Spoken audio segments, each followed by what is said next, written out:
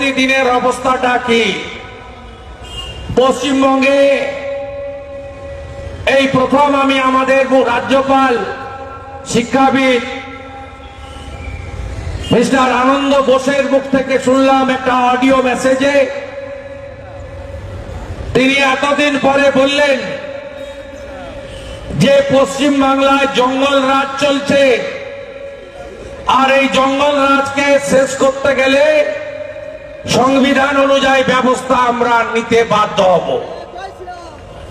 আপনারা জানেন যে আমরা আজকে এখানে সভা করছি, আজকে সকাল 9টা থেকে সব চ্যানেলের পর্দায় একটাই, শেখ শাহজাহান দুর্নীতির তদন্তে ইডি এবং সিআরপিএফ শেখ শাহজাহানের সন্দেশখালীর সরবেড়িয়ার বাড়িতে যাচ্ছিল। তিনি আগে থেকে হয়তো খবর পেয়েছেন, মমতা পুলিশ হয়তো জানিয়ে দিয়েছে যে পালান আসছে, ইডি বাঁচাতে পারবে না দিদি, তাই পালান তাড়াতাড়ি। তিনি দরজা লাগিয়ে পালিয়েছিলেন, উনি তালা ভাঙছিল তদন্তকারীরা। তাদের যেভাবে গাড়ি ভাঙা হয়েছে, ইডির আধিকারিকদের মারা হয়েছে, 3 জন আধিকারিক গুরুতর আহত, অনেকে এখনো নিরুদ্দেশ।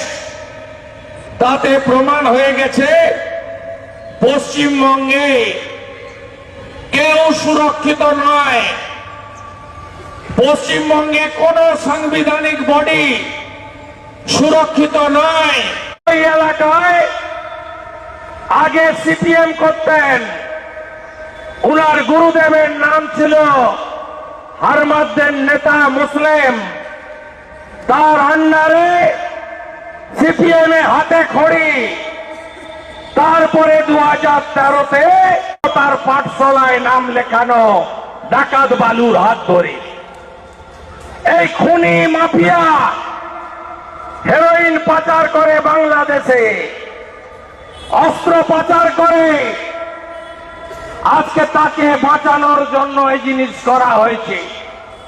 জেলা পরিষদের সদ্য ভোটে তিনি জিতেছেন, একটা জেলা পরিষদে কত ভোটার থাকে।